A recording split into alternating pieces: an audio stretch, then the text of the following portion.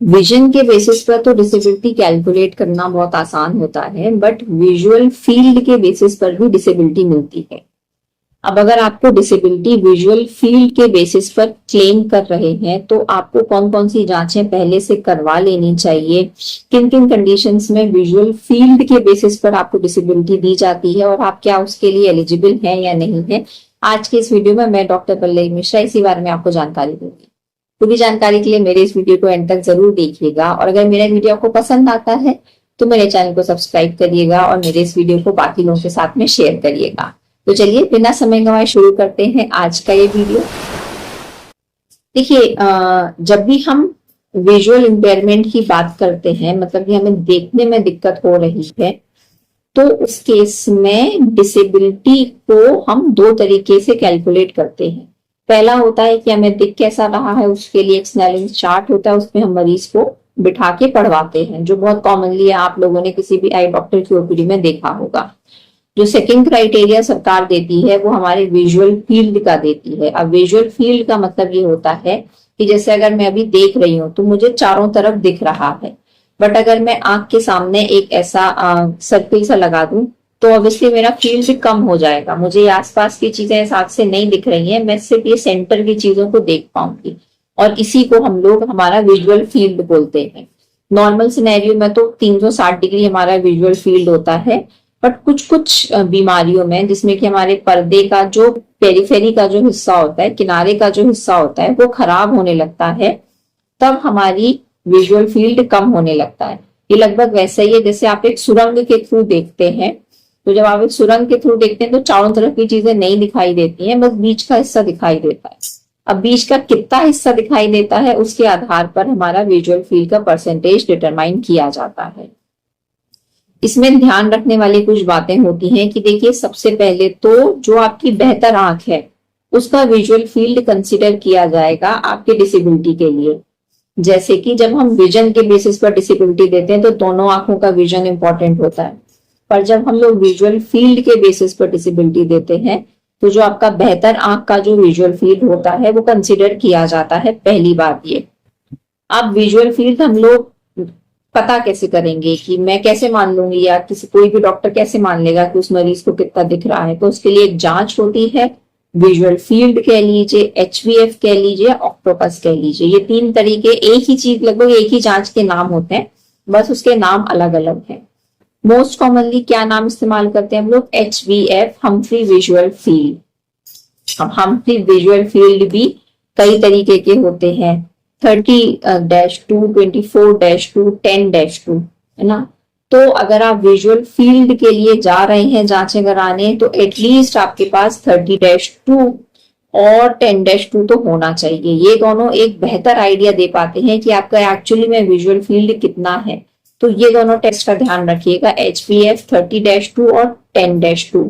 इन दोनों से पूरा अच्छे से हम आइडिया निकाल पाते हैं कि आपका विजुअल फील्ड कितना है। 30-2 क्योंकि एक स्क्रीनिंग जांच होती है, मतलब कि वो हम देखते हैं कि हाँ सच में कुछ कम है भी या नहीं है, दिक्कत है या नहीं है, इसलिए 30-2।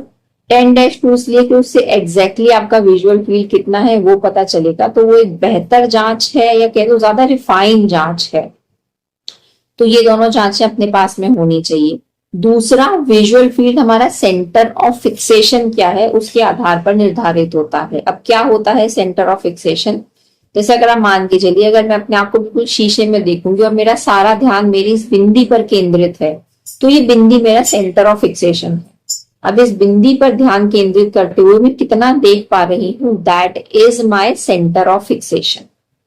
तो अगर आप विजुअल फील्ड के बेसिस पर कर रहे हैं अपना विजुअल फील्ड, अपना डिसेबिलिटी क्लेम, तो आपका जो फील्ड का वो होना चाहिए वो सेंटर ऑफ फिक्सेशन से कैलकुलेट होना चाहिए। जो बेहतर वाली आंख है उसका जो विजुअल फील्ड कितना होगा उसके आधार पर निर्धारित होता है आपका डिसेबिलिटी। अब मैं आपको एक टेबल दिखाती हूँ, ये RPWD 2016 में दी हुई है। इसमें इधर लिखा हुआ है राइट आई, इधर लिखा हुआ है लेफ्ट आई। अब विजुअल फील्ड उन्होंने कैसे दिया है कि अगर आपकी एक आंख में 40 से 20 डिग्री तक का विजुअल फील्ड है, सिमिलरली दूसरी आंख में भी 40 से 20 डिग्री तक का विजुअल फील्ड है, तो आपका डिसेबिलिटी बनता है 40%। पर अगर एक आंख में 40 से 20 डिग्री तक का विजुअल फील्ड है और दूसरी आंख में 20 से 10 तक का है तो 50% का बनेगा। और अगर जो खराब वाली आंख है उसमें 10% से भी कम का विजुअल फील्ड है तो बनेगा आपका 60%। सिमिलरली अगर एक आंख में 20 से 10 डिग्री तक का है, दूसरी आंख में 40 से 20 तक का है तो ये 50% बनता है। दोनों आंख में 20 से 10 डिग्री तक का है तो 70%। और अगर एक आंख में 20 से 10 तक का है और दूसरी आंख में 10 से कम है तो 80%। वैसे ही अगर दोनों आंखों में आपका 10 डिग्री से भी कम का विजुअल फील्ड है तो दैट इज 100%। तो ये तो हुआ विजुअल फील्ड। अब इस पर कैलकुलेट करना तो बहुत आसान है, पर जो विजुअल फील्ड की जो जांचें होती हैं उसको इंटरप्रेट करना थोड़ा सा एक नॉर्मल इंसान के लिए मुश्किल हो जाता है।